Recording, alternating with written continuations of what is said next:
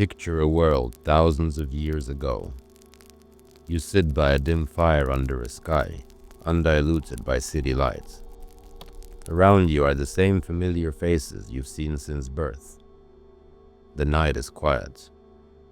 In this small tribe, everyone you will ever meet is likely already here. In that world, your universe of potential partners is tiny. Perhaps a few families, a handful of individuals close to your age, known to you since childhood. New faces are rare, almost mythical. A chance encounter with a stranger might happen once in a lifetime. Love unfolds slowly among people who have always known each other. Now fast forward to tonight. You stare at a glowing screen in your hand, confronted with more faces in a single minute than an ancestral human might see in a year. Profiles upon profiles, an endless scroll of potential mates from every corner of the city or the world. Your ancient heart has never been so spoiled for choice, and yet so confused. If you feel lost or overwhelmed by dating today, understand, it's not your fault. You are operating with Stone Age instincts in a Space Age world. The confusion, the loneliness, the burnout, these are not personal failures. They are the inevitable result of an evolutionary disconnect, a clash between ancient brains and modern temptations. Think of what your mating psychology evolved for. For most of human history, you might have encountered only a few dozen potential mates in your entire lifetime. Scarcity was the norm. In a band of 50 people, if you found someone to love, you clung to them because you might not get another chance. Each connection meant survival. Each bond was irreplaceable. Everyone around you in that ancestral village was familiar. You grew up together, watched each other endure hardships, and celebrate small joys. There were no strangers to swipe past. Mates were friends long before they were lovers. Trust had time to root itself deeply because partnerships formed under the watchful eyes of kin and community. Courtship back then was slow and deliberate. You couldn't rush into a new romance overnight. There was no anonymity to protect you. No endless queue of backups waiting. Affection had to simmer gradually. Perhaps families introduced a pair, and they spent months or years getting to know each other's character. Physical intimacy was often the culmination of extended familiarity and earned trust, not a swipe or two away. And accountability was absolute. In a small tribe, you couldn't ghost someone and disappear into the ether. There was no ether. If conflict arose or a romance soured, you still saw each other every day, at the watering hole or by the fire. Your reputation was your lifeline. Mistreat someone, and everyone would know. Mates had to handle each other with care, because there was nowhere to hide, and no one knew to run off to. This was the setting in which our mating instincts took shape, a world of scarcity, familiarity, patience, and accountability. Your deepest psyche still assumes that's what the mating game looks like. For tens of thousands of years, it was. Now step into the modern dating marketplace. The first thing you notice is how it flips depth on its head. Dating apps privilege appearance over substance. A few photos and a witty bio now stand in for that lifetime of familiarity. You judge and are judged in seconds. It's a distilled, superficial slice of a person. Faces, bodies, taglines, stripped of context and soul. And this is how most new connections begin. The sheer volume of choice is intoxicating and numbing, all at once. Swipe, swipe, swipe. It feels like a game, and it's designed that way.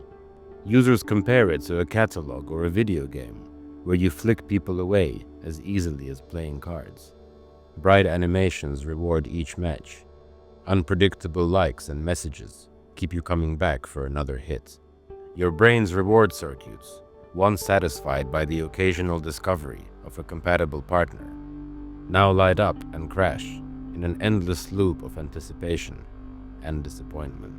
And what of accountability in this digital bazaar? It's nearly gone.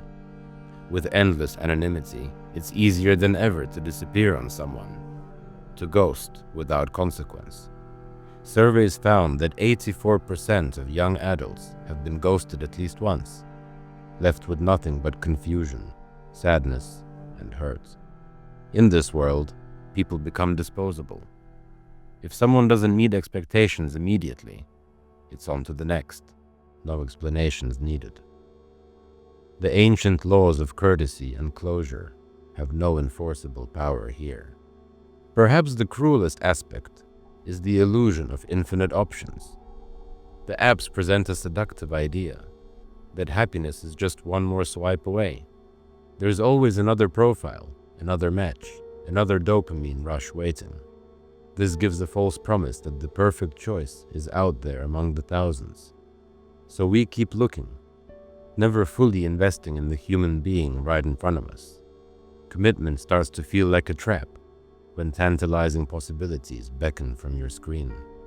So here you are, an ancient brain trying to find love in a modern, high-tech carnival. A mind built for villages, now wandering a global digital city. The result? A host of unintended consequences. The rules have changed, and you can feel it in your bones. You feel it in every awkward date, every unanswered text, every night spent alone after scrolling through hundreds of faces. The mismatch is everywhere, and is carving new wounds. One consequence is the paralysis of too much choice. Psychologists call it the paradox of choice. Having too many options can actually leave us less able to choose at all, and less satisfied when we do. On a dating app, you could line up 20 potential dates for this week, but that abundance breeds indecision. You swipe and swipe, hesitant to commit to one person, because what if someone better is still out there? Endless choice begets endless doubt. Many end up alone, not for lack of options, but because of them. Connections, when they do form, often feel fragile. How could they not, when every meeting starts from a shallow pool of information and an unspoken assumption that you're both probably still browsing others? It's hard to build real trust on such shaky ground. When we swipe and swipe and swipe, we start to see each other as less than human, commodities of the dating market. If you're treated as disposable, you begin to guard yourself. One harsh text or a single misunderstanding, and the connection shatters. Each person drifting off to the next swipe, no looking back. The irony is palpable. We have more ways to connect, yet people feel more alone than ever. You can match with dozens of strangers and still crawl into bed, feeling unwanted.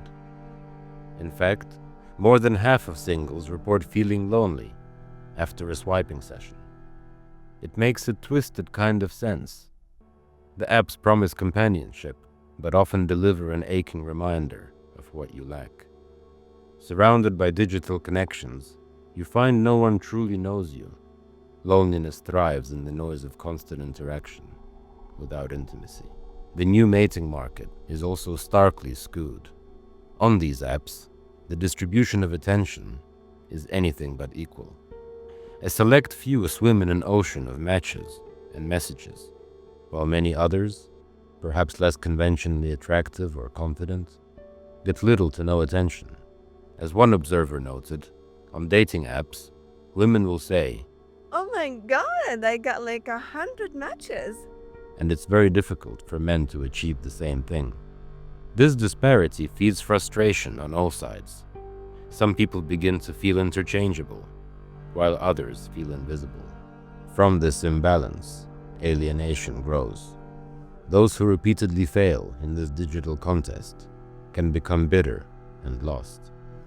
Some withdraw into toxic online echo chambers, incel forums, and other dark corners, where loneliness curdles into hatred. Lonely men, embittered by a sense of failure in the sexual marketplace, find each other and form communities on the internet. There, they nurture a narrative that the world has cheated them, that others are to blame for their pain. Even outside these extremes, many quietly give up on seeking love, numbed by the sting of repeated rejection. There is yet another layer to this mismatch: the lure of supernormal stimuli. Biologists discovered long ago that animals can be seduced by exaggerated, artificial signals. A bird drawn to a fake egg, painted brighter than any real one. A fish attacking a crimson decoy more fiercely than a true rival. Our brains are not so different. A supernormal stimulus means a signal more intense than what we evolved to encounter. Today we're surrounded by them, especially in our pursuits of pleasure and love. Think of dating apps and even pornography as supernormal stimuli for our mating instincts. They offer an intensity of stimulation our ancestors could never access. An ancient human might meet a handful of attractive peers in a lifetime. You can swipe through hundreds in an hour. Such an endless carousel of faces acts like an addictive sugar rush to the brain, a stimulus stronger than any natural reward evolution prepared us for. It hijacks our neural pathways, giving quick highs and deep lows. Pornography similarly presents an unlimited harem of virtual partners, hyperactivating desires that once led us to bond deeply with one mate. These artificial extremes make it harder for real, living relationships to compete. After the dopamine spikes, reality can feel dull, and genuine love, slow, imperfect, requiring effort, struggles to hold our attention. The emotional toll of all this is severe. Many of us carry a growing mistrust as armor. After being ghosted or lied to enough times, we start expecting the worst from each other. We keep our guards up, hearts half closed, even as we yearn for connection. And with mistrust comes anxiety. In an environment where you're always being evaluated and easily replaced, who wouldn't feel on edge? You wonder constantly, am I interesting enough? Attractive enough? Will they lose interest like all the others? The dating landscape begins to feel like a minefield where one misstep could cost you a real chance. And that fear steals the joy from getting to know someone. Over time, disappointment can harden into despair. The cycle of brief highs and long lows grinds you down. Instead of excitement at a new match, you feel dread, bracing for the same story to play out again. It's common to fall into bouts of depression when meaningful connection remains out of reach. Even as you exhaust yourself searching, researchers have linked heavy use of social media and dating apps to rising rates of anxiety and depression. And then there is the exhaustion, the dating burnout. After endless small talk, ghostings, breakups, you're just tired. One writer described it as being stuck in the romantic multiverse of too many strangers, overwhelmed, exhausted, and a little turned off. When your efforts rarely pay off in lasting companionship, it's easy to conclude that something is wrong with you, or with love itself. But remember, it's the system that is broken, not you. So let me say it again. You are not broken. The frustration, the loneliness, the cynicism that creeps in, these are understandable responses to into an environment that overwhelms our deeply human needs. Your longing for depth in a shallow pool is not a flaw in you, but in the world you find yourself in. Once you truly grasp this, it becomes a quiet kind of power. The power to stop blaming yourself. The power to demand something different, something real. Knowing the truth is a turning point, but it's not enough to just see the problem. You must change how you play the game. Modern dating won't reform itself overnight, but you can make choices that protect your humanity within it. Think of this as your rebellion against the mismatch. You can slow the frantic pace, ground yourself in the present, and chart a new path that respects your ancient needs while living in the modern reality. How? Let's start with the simplest step. Slow down. In a world of speed and swipes, slowing down is an act of rebellion. Refuse to treat love as a numbers game. Delete the apps for a while if you need to, or use them with intention rather than as mindless entertainment. Focus on one person at a time. Give them your full attention and patience, even if your screen is tempting you with the illusion of endless replacements. By slowing down, you allow chemistry and trust to grow in their natural, unhurried way. You're telling your primitive brain, this person matters. I'm investing here. Scarcity, the sense that this connection is precious, not easily replaced, can once again become a motivator that strengthens your commitment instead of undermining it. Be present. When you spend time with someone, on a date, on a call, or during a simple walk, truly be with them. Put aside thoughts of who else is out there. Silence the digital noise. Treat this moment as if it were sacred, because it is. In the tribe, when you sat with someone under the stars, you weren't distracted by thousands of distant others. You were there, heart and mind, and that allowed genuine understanding to blossom. Reclaim that power now. Listen intently, as though there is no one else in the world. In that moment, there isn't. Your presence is a gift, and it invites the other person to be present too. Together, you step off the frantic treadmill and into a space where something real can happen. Limit the lure of endless choice. This means actively retraining your mind. Set boundaries for yourself. Decide to swipe only a certain amount per day, or focus on getting to know the matches you already have, instead of constantly seeking new ones.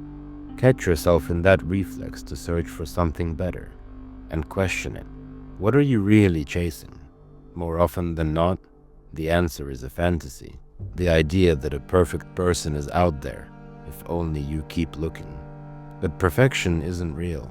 People are nuanced and reveal their beauty over time. So practice contentment.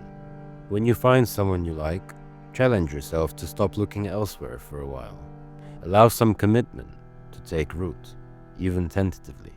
You might be surprised how your perspective changes when you aren't always gazing over the horizon for the next hit of novelty. Reconnect with real life. Our ancestors found partners through organic interaction, working, laughing, sharing daily life side by side. We can't rewind to a tribal past, but we can seek modern parallels. Say yes to social opportunities beyond your phone. Attend gatherings, join clubs or classes. Engage in activities where you meet people naturally. When you encounter someone in the wild, there is context and common ground from the start. You see how they treat others, how they carry themselves, not just a curated profile. Even with online dating, choose to humanize the process. Move promising chats to phone calls or meetups sooner. Pull the interaction out of the digital ether and into the tangible world. The sooner you feel someone's real presence, the sooner your ancient instincts can truly recognize them as more than just another face on a screen. Zooming out, it's clear that this isn't just about dating. It's about how we live as humans, caught between two worlds. We must remember, Our tools may be modern, but our souls are old. E.O. Wilson put it starkly. The real problem of humanity is that we have Paleolithic emotions, medieval institutions, and godlike technology. Nowhere is that more obvious than in our love lives. Seeing the problem in full light is a quiet awakening. The confusion you felt is no longer a mystery. It has a name and a shape. With that clarity comes the power to confront it with eyes open. This knowledge is sobering, even heavy, but it does not have to leave you hopeless. Let it give you resolve. Now you see the game for what it is. You see how modern love can manipulate you, and also how you can rise above it. If you stay still, if you change nothing, you will slip back into the comfortable numbness of autopilot, back to swiping and sighing, hoping and hurting. But you don't have to. You can choose to act. You can date and love more consciously, defying the script that's been handed to you. We may not control nature's design, but we can defy it, not with force, but with choice. In a world that pushes you to be shallow, choosing depth is a rebellion, and that rebellion just might lead you to the love you've been seeking all along. Before you go, take one more quiet moment of reflection. Leave a comment below. Just one sentence, not a reaction, not a slogan, but one honest sentence about how it feels to seek love with an ancient heart in a modern world. One sentence that marks the moment you stopped lying to yourself about this struggle. Now, step away from the noise, close the apps, set down your phone. Remember what you are, a human being whose capacity for love is timeless, even if the world around you is not. Go, live, slowly, attentively. Find quiet moments and real connections that remind you why we even search for love. And when you're ready, come back. I'll be here, as I always am, at the edge of that ancient forest and the neon-lit city, where old souls navigate a new world.